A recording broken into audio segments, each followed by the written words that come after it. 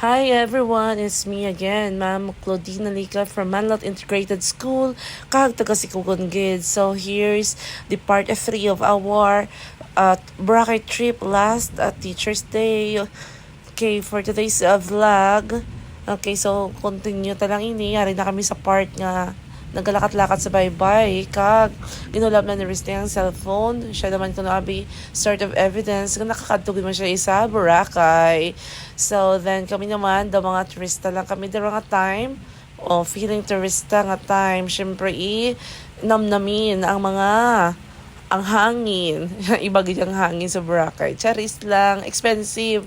Kag siya naman kuno pakita ya gid ang iyang bag ang ibakal nga worth 350 pesos kay di ba naman ma-afford ang sa di mall nga tag 39.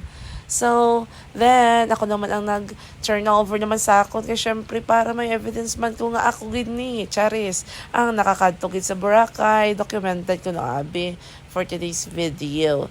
Kag, dere, walking na kami pa kadto sa grotto. Pero sad to say, wala kami nakalabot gyapon sa grotto kay nag-inulan siya guys. So, naghapit kami na lang kami sa Jonas. Nagtilaw-tilaw kami sang shake nga sadto way back 2011 sang nag-obra ko di hindi ko gid masarangan. But ano man ini ang akon nga kabataan nga lang inaway sila ni kuya niya. So during a part guys, bisan nag-inaway na sila ni kuya niya, nag-order kami diri sang shake. Oh, nag-order kami sa shake diri sa Jonas. Kwento ko lang bala. Sagto nga time sa 2011, hindi ko gidya ma-afford ang Jonas. Bisan sa diri ko sagto ali ko di sa Boracay isang una. Kay kamalmalag dyan magsiling kita nga Jonas.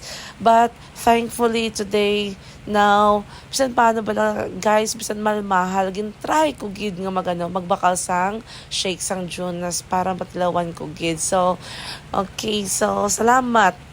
Kag diri nga time nagbalik na kami sa amon nga hotel. Mabalik na kami sa amon hotel pa lang actually kaya inulan na kag perti na gid ka hangin-hangin ang hangin dira sa Boracay sa baybay sa front beach nila. Siling namon malakat na lang kami liwat papuuli para mag-prepare sa amon yung mga selves. Charis lang. Hindi kay para karon sa gabi ready na for clubbing. So ay nagpasaan naman to si Ryan Salmon nga makadto kuno kami sa Epic. So abangan niyo na guys ang amon part 4. Yes, part 4 para sa amon nga sa pagkadto namon sa clubbing. So unlike before, bala guys, notice ko lang ang ilang sang una to nga lawn or dira ba lang ang portion is lapad pag itinda siya ya. Subong niya daw hindi na masyado. Okay? So, during a part ba, nakilit anay na kami diri. Selling ko, Jisiboy, anong ginabaligya mo? Wala to ya itlog sa ato na. Nga diri kapag idya mabakal sa Boracay sa itlog. Kag, nakita ko, Villa resort nga pinag-iya ni Ma'am Jane Francisco. Diba? Pagwapang tag-iya. Bali masulod ka mo. Sinamon hindi na lang kami magsulod. Kay diri na lang kami sa Coco Red Hotel kay barato lang. Siya libre hunta ka mo, charis lang. Wala inahin nagkambali guys. Sorry lang. Kag nagkadto na sila sa Save More kag kami nagpabili na lang kami dira kay para hulaton namon ang amon amay. Ang amay sa makagagaom charot lang. Kay narat da namon si hotel sa sinang apart kami nga tatlo. Kung nakadugay gid sa iyaw, siya. Kag-ara, nagidman siya. Sa kadugayan sa 1,000 years, kapag ulat-ulat namon. Beso-beso. Kiss man sa ako na syempre. Kag, ang iya gid favorite person in life, charis lang. Ang iya nga, carbon copy. Kundi si Liam Gray. Kung gid ang bata, kagidlaw-idlaw. Gid hambal pa na niya, way sa kung nidlaw kay papayap, but idlaw-hidlaw gid diri siya nga part. Kung kita niyo naman kung ano kay idlaw, kung ano ka parehas ang ilang itsura sila nga duwa nga charis lang. So quality time dana yung mag-amay kay taragsahanay lang sila magkitanay.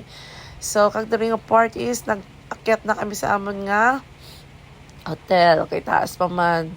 So syempre may video dana para may evidence man kita charis lang. Evidence hindi dapat pa di siya nga part lang Unda siga, sunod di sa akon. Kay layo pa nga aton nga, puloy-an. Kay o pila pala da ka halintang antes ta makalabot sa aton nga padulungan. Makadugay kid.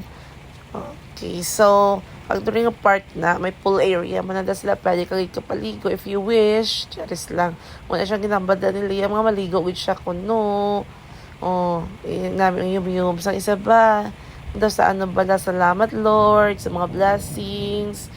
Kagin pa back ko naman siyang amon nga hotel. O pero diri lang kami sa lower part sa amon. Kay tambad na kami to sa babaw diri na lang kami nga area lapit sa amon nga villa sang ako mga co-teachers. Only what?